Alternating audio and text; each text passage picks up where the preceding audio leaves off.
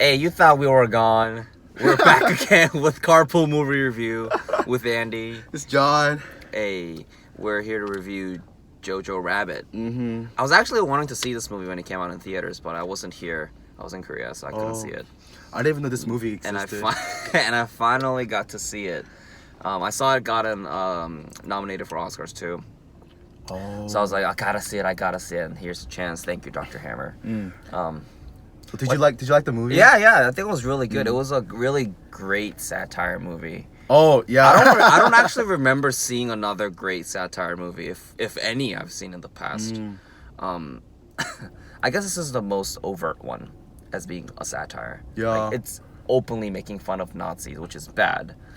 I feel like when the that as a movie joke. is a satire, like it's either really good or really bad. And Yeah, movie, it's either really cringy or or it's like, oh, it's so brilliantly done. yeah. And I like kind of read some of the little things online, and I found out that Hitler, JoJo's imaginary friend, is actually the director of the film. Yeah. I thought that was pretty cool. Yeah, he's a pretty cool director. He Yeah. directed Thor Ragnarok Yeah. too. Yeah, that's. I thought I heard the name before when I saw the film. I was like, hey, from Thor Ragnarok. So main archetype for this movie. Well, I think we agreed. We agreed to be a journey movie. I thought it could be a death and rebirth kind of thing. Death of JoJo's Nazi idealistic, into the little more freed self, but I think that's more of just a change, just a state of change of the character. Just how he changes throughout the movie. I think fits more of a journey archetype. Things that this movie hit great on, the satire scenes, the jokes, the exaggerated jokes. I think they're really well done, to be honest. I do understand if people get a little cringy on it. Did you get a little cringy for some of them? To be honest, for me, I didn't really find it cringy. Yeah.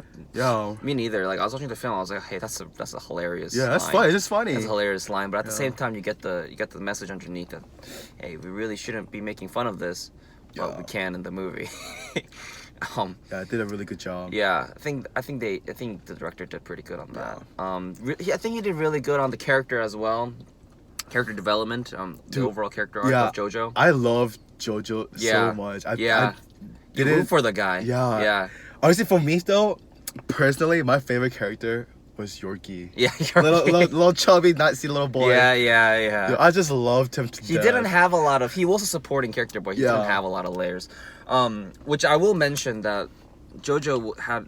The director did so well with this character JoJo, but I felt like he could have put more layers into JoJo's supporting characters, at least to Elsa and his mom. Yeah, I feel like Scarlett Johansson could have had more character layer more into her, bring more to the table. So one of the things for me was just maybe a little more flashback or a little more details on what happened to her husband, her daughter. I guess that wasn't. The director didn't find it important enough to include in the movie, and I kind of agree with that. I didn't think that was very important, but I was kind of confused when Scarlett Johansson was acting the dad and herself, like a Jekyll and Hyde kind of thing. Yeah. I thought she had multiple personalities for a second. Yeah, no, but she was just acting. I was like, hey, was this scene really necessary? Nah, not really. I feel like Elsa should have had a little more character development.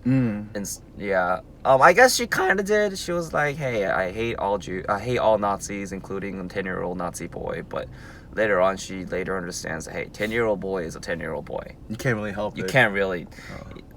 Him being a Nazi, he's not really a Nazi. Like, she mentions that in the early movie. She tells him that you're not a Nazi. You're a 10-year-old boy who pretends to be a Nazi, or something on that lines. Yeah. JoJo character was really good. One thing that I kind of wanted to have was something similar to Inglourious Bastards. On what? Like in the beginning, like little flashback. That's what I wanted. Like that. I guess. Because the movie was a little short, like a lot shorter than I thought it was going to be. That's why I was like, maybe. I kind of liked it being short. You can't really make it long. A 10-year-old kid can't drive the whole movie by himself. He did a fantastic job in this one. But if it goes over 2 hours, I feel like that just drags. That's true. In my opinion, unless the director decided to add, you know, a little more character background into it, such as Scarlett Johansson or Elsa, but not much on that. Honestly, I'm not complaining. I'm just like I'm actually really happy that I watched that. I thought it was a it was really good. Movie. Yeah. But I think it really hit it's like human psychology as well. So in a different review, how like people tend to return to familiarity, and JoJo had that struggle between him being a Nazi, being the being among the popular sense, against him going against the Nazi Germany. I thought that was pretty cool how the imaginary Hitler played that part, pulling JoJo into that Nazi part. You know, I thought it was brilliantly done. Honestly, that was great. That was really great. Other than character. The other thing, like little symbolism, little thread was like there's a lot of threads. Shoelace was definitely one of them. The knife was one of them. The knife kind of represents the Nazi. Being the Nazi. The shoelace. I didn't really get it that. Is. I know that it's a thread because it reoccurs and it has a little meaning. Has a focus into it. The camera focus into it, which we see that this gotta be important. But I guess I don't understand fully. The meaning behind purpose of the shoelace. But I guess later on it represents him being this 10-year-old boy who doesn't know how to do anything except being a Nazi. Later on he grows, and in the end he's the same 10-year-old self, but he grows mentally, so he can tie himself or tie other people shoelace. I thought it was pretty not funny, sorry, that was a bad word. I thought it was pretty interesting how, you know, when Scarlett Johansson, JoJo's mom, died, which I thought they should have spent way more time on that. It just flew over the head. Like, I saw that butterfly coming in. Yeah, and the scene was great. Yeah. Like him having his head up and the shoe right there, and him seeing that and just breaking apart. Dude, it went from 0 to 10 so quickly. They should have spent more time. They definitely should have spent more time developing that. That plus the stabbing of Elsa after he sees his mom dead. That shouldn't have been that quick. Yeah, I think those two scenes were very. Those two scenes important. I didn't like it. It should have been a lot better. And if it was done better than how it was, then the two scenes would have been the climax of the movie, I feel like. It should have, yeah. It was really big. Anyways, aside from that, like when JoJo finds his mom is hanged, he notices that her shoelaces are untied. He tries to tie it back, but he can't tie it back. Right. And I thought that was pretty interesting because we see that middle point where he tries to do it himself versus in the beginning he doesn't even try. He just his mom does it for him. But he tries, he fails, meaning that he is still going through the struggle and he's not able to, you know, fully grow. It kind of really relates a lot to his like little mental state and like exactly. Identity. Exactly. But we see that there's a progress, and in the end, of course, he ties his shoelace perfectly. I think that's why it fits into the archetype of Journey really a lot. Yeah. That's what we thought it was Journey.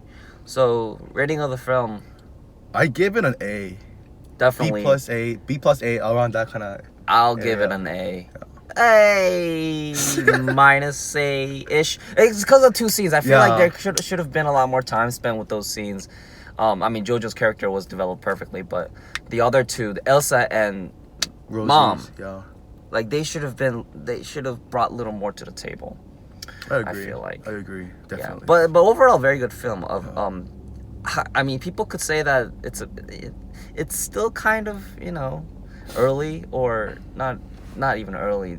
It's still kind of cringy to make a joke about the Holocaust and World War II, but I feel like in that sense, the movie did pretty well, trying to make a comedy out of it and trying to deliver a positive message, saying that Nazis are bad, Holocaust was bad.